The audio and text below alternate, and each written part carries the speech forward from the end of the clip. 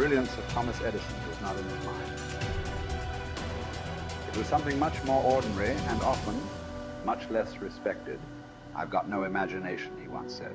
"I never dream. I've created nothing." If you're someone who doesn't like Edison, you might think that this is Edison admitting to stealing his inventions from other, more brilliant inventors, like Nikola Tesla. Not quite, but he did readily concede that most of the credit belonged to something other than his brain. "The genius hangs around his laboratory day and night," Edison said. "If anything happens, he's there to catch it. If he wasn't, it might happen just the same. Only it would never be his." What he's talking about is showing up. The incredible, underrated power of clocking in every day, putting your ass in the seat, and the luck this seems to inevitably produce. Edison lived in his laboratory and never missed a day.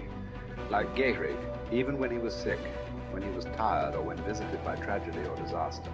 The modern conveniences we can trace to his lab den owe far more to his body than his brain, to the compounding power of consistency rather than sheer brilliance. It wasn't about inspiration. It was about getting to work, show up and try. Get on the treadmill, pick up the violin, script out some sequence, reach out to some clients, read some reports, lift a couple weights, jog 1 mile, cross one thing off the to-do list, chase down a lead. It doesn't matter what it is. All aspects of our life benefit from this circumscribed kind of discipline. Just as long as you do something every day, that is the important thing. Show up. When you're tired, when you don't have to, even if you have an excuse, even if you're busy, even if you won't get recognized for it, even if it's been kicking your ass lately, once something is done, you can build on it. Once you get started, momentum can grow. When you show up, you can get lucky. Is this still hard? Yes. But the good news is that because it's hard, most people don't do it. They don't show up. They can't even do one tiny thing a day. So yes, you're alone out there on the track in the rain. You're the only one responding on Christmas. But having the lead is, by definition, a little lonely.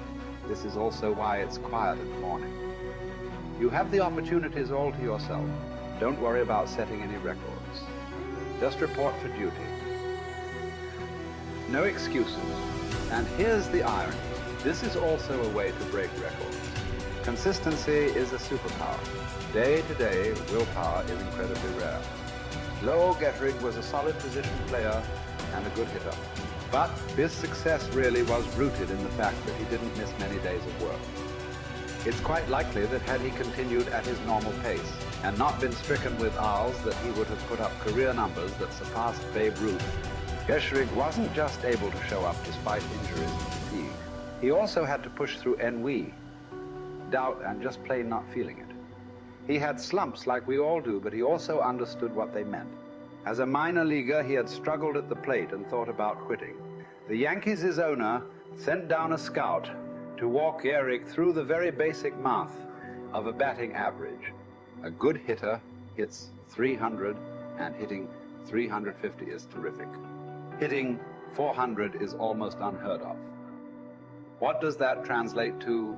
Missing on 6 tries out of 10. A hitter can also go days, weeks without touching the ball. That's what the scout told him. The most important thing a young ball player can learn is that he can't be good every day. You don't have to always be amazing. You do always have to show up.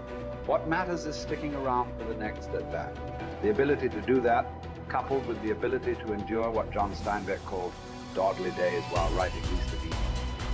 Those days when everything seems out of whack, when you're just not feeling it, when the distractions won't stop, is the first step to greatness, literally. You cannot be great without the self-discipline to do that. One thing a day adds up. Each day adds up. But the numbers are only interesting if they accumulate in large quantity.